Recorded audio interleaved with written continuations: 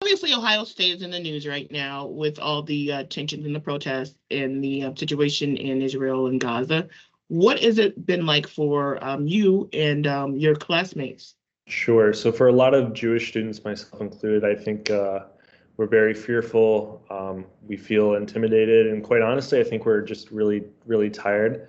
I think a lot of us just want to reach the end of the school year, then go off and quite honestly take a vacation or complete our internships and be with family. This school year has certainly been taxing, but I will say that in spite of everything that we've been through, I think we've exhibited a lot of strength, and a lot of students have grown personally and professionally as well, and demonstrated their commitment to the Jewish people. Talking about it, but what has actually been going on? Yeah, so I mean, two of the big incidents that I think a lot of the media has covered is we had two Jewish students who were physically assaulted, and then our Hillel building was actually vandalized. But there's a lot of stuff that goes unreported.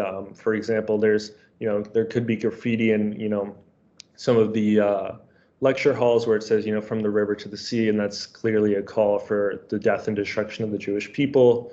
Another circumstance that I can think of is where just Jewish students are just targeted for wearing like Jewish stars of David, or just wearing a T-shirt. For example, the other night, one of my friends was walking back to her dorm, and she was basically told to screw off and get off campus, and some other very not so nice language.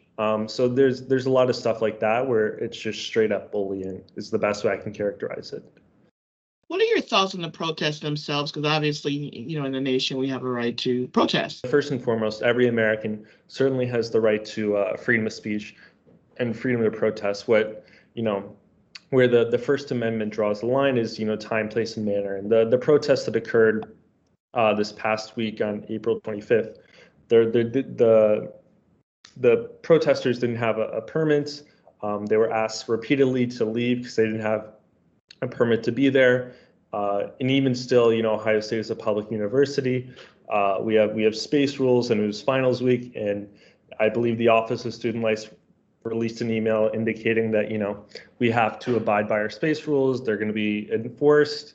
But quite honestly, in terms of what was said, because we do support freedom of expression as long as it abides by the rules outlined in the Constitution. But in regards to the content of the speech, which we can, I think, judge because it is free expression, I think a lot of Jewish students were certainly unsettled when someone tells you, to get off your campus when it's a public university.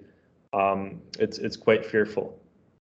Did you hear any of that being said by the protesters? I think the speech was actually more directed students, because they chanted Zionist off our campus. And that's what does it have to do with the war going on in the Middle East right now?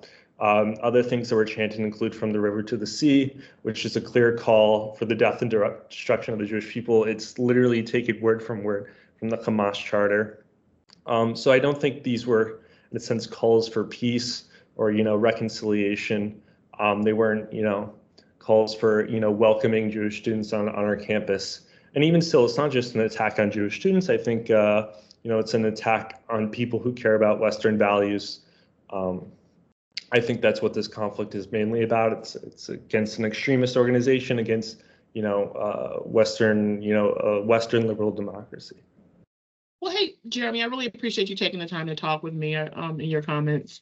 When are you done here? Soon? I just finished my last exam this morning, so.